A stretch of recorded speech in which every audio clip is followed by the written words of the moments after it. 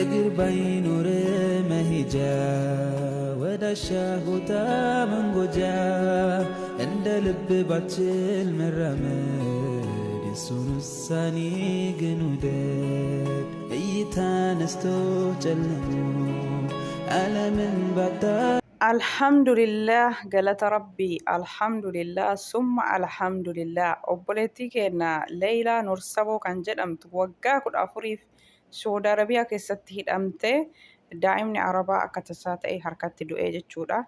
Akka itti bayan malee akka itti galan hin beekani. Alhamdulillah nutiin mana Arabaa keessa dalagannee nagayaan jiraannee hanga ammaa jireenya keenya fooyyeffanne wallaahi rabbii keenyatti shukrii.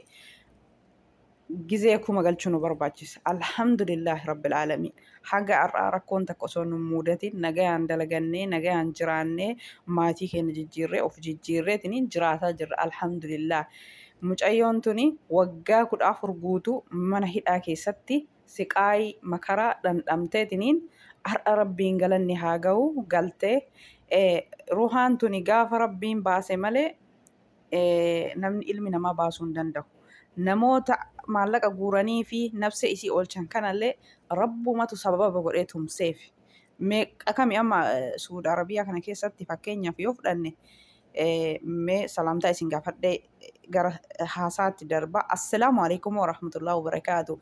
Kabajamtoota fi jaallatamtoota daawwattoota hordoftoota kiyya hunda keessanuu kan alaa kan biyya keessatti egaa guddaa amantii kutaa ganda kan jenne hundi keessanuu kana hordoftan naaf jiraadha ammallee warroonni haga amma maatii naaf taatan galatoomaa kan haaraa dhuftanillee ahlan sahlan wa marhaban YouTube channel kiyya isinitti tole laayikii godhaa koomentii yaada keessan barreessa dhugaa nama dabbartanii viidiyoo kiyya ilaalaa hin jirtanii laayikii godhaa hin jirtanii koomentii barreessaa hin jirtanii reen viidiyoon normaal hojjetaa jira. Kanaafi please viidiyoo kiyya ilaalaa laayikii godhaa koomentii godhaa isinittis toluu baatu viidiyoo itti banaa isinin jedha. Egaa amma gara Leeyilaa Nursabootitti deebi'aa jechuudha. Ruhaan gaafa rabbiin baase malee hin baatu. Arabdoota qabeenya qabayan ka ilmi namaa harkatti du'e osoo isaan birrii miliyoona meeqa gadi naqanii ruhaa nama ilma kiyyaa kana akka na jalaan baafne jedhanii birrii miliyoona meeqa kaffalanii nama meeqatu didee akka namni sun qalamu taasise jechuudha. Akka namni sun ruhaan baasu taasise. Mucayyoo tana rabbumatu ruhaan kan kee hin baatu jedheetiniin musababa godheef. Rabbumatu ilma namaa akka maallaqa guuruuf musababa godheef. Namicha ilmi jalaa du'e daa'imni isii harkatti duute san maallaqa kennaniif mucayyoo tan nafseen isii akka baatu taasisan. Rabbumatu namaan tumsa jechuudha gaafa ruhaan kee hin baatu jedhe. Yoo garuu rabbiin namarra murteesse birrii miliyoona fedhanillee guuran ruhaan nama bayiinsa naftu. Asiin dura mucaa Arabaa hin yaadattanii makiinaas oofuu harkatti du'e namni. Harkatti du'e jennaan warri birrii miliyoona meeqa guure fi abbaan namni jalaa waa ta'e sun didee qalanii jechuudha osoo haadhaaf abbaan laalan ruhaa isaa baasan jechuudha. Kanaafi alhamdulillah rabbiin galanni haa ga'u. Rabbiin shukrii isatti haa jiraatu. Rabbiin mucayyoo tana galchee siqaayii waggaa 14tiin booda makaraa waggaa 14tiin booda maatii isiitiin har'a wal argisiisee guyyaa wiixataa jechuudha.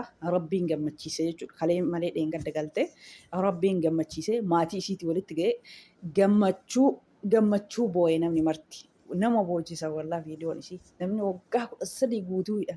Waggaa 13 guutuu. Alhamdulillah homaa miti.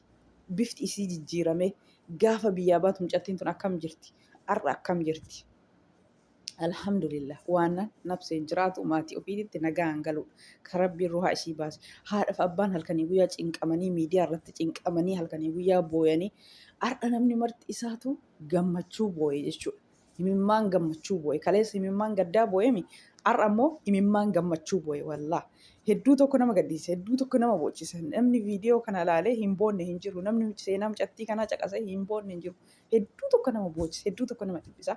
Alhamdulillah wallaa. Alhamdulillah rabbii keenya shukriin isatti haa jiraatu. Tokko dalagatee jireenya of jijjiiree of maatii ofii jijjiireetiin gara biyyaa gala. Har'a isiin rabbiin nafsee isii oolche.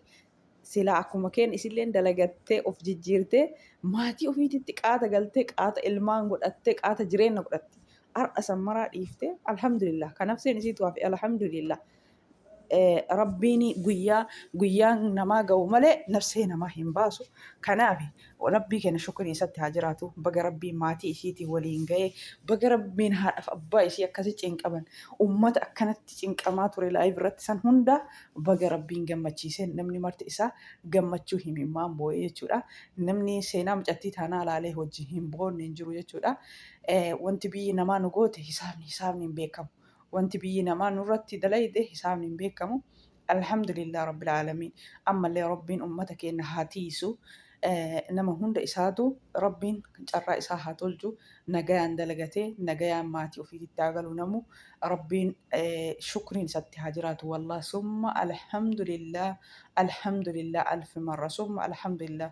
Rabbii kee shukriin sitti haa jiraatu. Hagarraa nu qusattee nu tiisitee akka dalagannee riskii argannu nu taasiste. Riskiidha. Rabbiin nama laaffisee bakka nagaa tokko seenuun riskiidha. Dalagachanii waa argachuun riskiidha.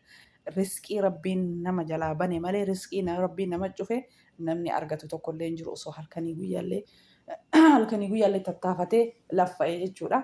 Kanaaf rabbiin nu haa qusatu nu haa tiisu. Alhamdulillah obboleettii keenya kana waggaa 13 guutuu biyya namaa makaraa hidhaat keessattis lafa jalatti hidhamtee waggaa meeqa kana siqaayii hangana jedhamu hoggaan mana hidhaa keessatti waggaa 14 dhiisiti jiini tokkooyyuu siqaayidha. Waggaa kana hunda dhandhamtee arrachirraa haftee maatii ofii itti wal argite maatii ofii wajjin gammachuu aalamni hundi akkasitti gammachuu imimmaan wajji boo'ee jechuudha. Baga rabbiin ruuhii isii baasee ummata miidiyaallee musababaa godhee fi akka gargaaranii ruhaa isii baasan. Ruhaa isii rabbitu baase ilmi namaa immoo musababaa. Nama gargaaru illee rabbumatu nama laaffise. Rabbumatu nama laaffise ka ruhaa namaa oolchee rabbiidha. Rabbii gaditti immoo ummanni garaa namaa laafee rabbiin garaa namaa laaffisee nama gargaarsisee akka ruhaan isii baatee maatii isiititti galtee gammachuun simattu. Boottee miskiina garaa nama nyaatti boottee haadhaaf abbaa miidha dhungatti. Rabbiin jireenya isii haa bareechuu.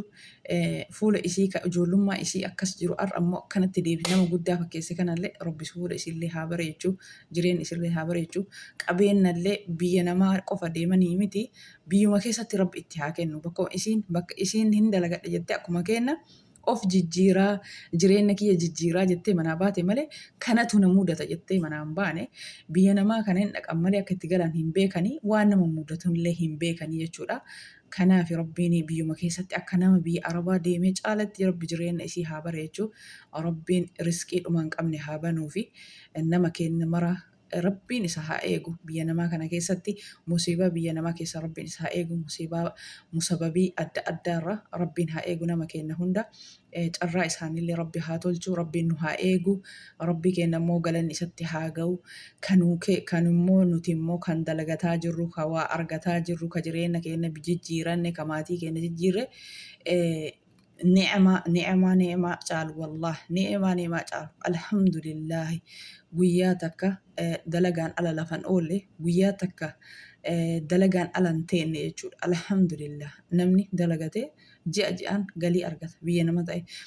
Mucayyoon tun immoo garaa nama nyaatti. Waggaa kana hunda hidhaa keessatti dhandhamte jechuudha.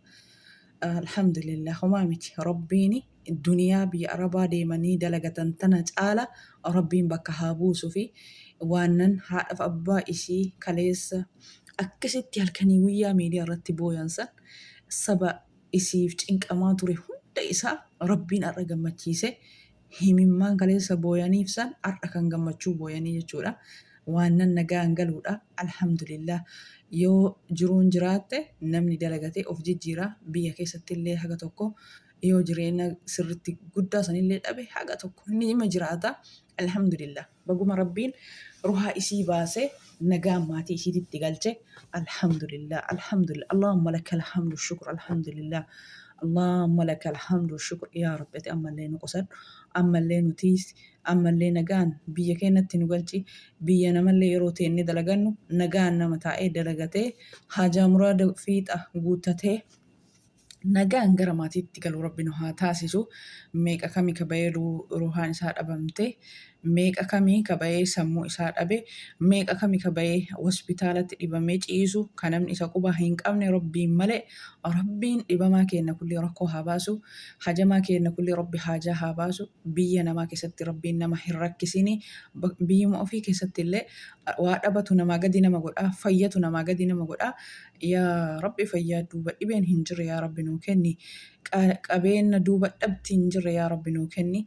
Yaa rabbi aafiyaan keenyallee barakaa, humni keenyallee barakaa, jireenyi keenyallee barakaa. Rabbiin mucattii tanallee qabeenya dhuma hin qabne itti kennee haa gammachiisu. Bakka silaa dalagattee waa hedduu godhatteetiin hin galtu. Har'a isilleen akkanatti galte. Rabbiin immoo biyyuma keessatti akka nama ala deemee caalatti rabbi itti haa kennu. Maatii isii wajjin gammachuu dheeraa rabbiin isii haa jiraachisu. Baguma maatii isiitiin wal geette hedduu tokko nama gammachiisa. Waggaa haga kanaa turanii maatii ofii wajjin wal arguun alhamdulillah ni'maadha. Fayyama rabbi isii haa kennu. Fayyaa qabaannan ammas biyya keessatti inuma dalagatti. Alhamdulillah. Garuu seenaan isii hedduu tokko nama bochisa. Jiini tokko waan guddaadha. Waggaa 14 dhiisi. Waggaa 14 biyya namaa kana keessatti siqaayii makaraa waa hedduu dhandhamte. Egaa rabbiin walitti haa qabuuf yaa jamraat isii haa guutu. Akkuma gammachuun nafsa isii rabbi baasee galche kana ammallee gammachuun jireenya isii rabbi sitti haa bal'isu. Egaa hordoftoota kiyya viidiyoon kiyya kana fakkaata. Aga viidiyoo biraatti walitti deebinutti turtii gaarii. Baay baay.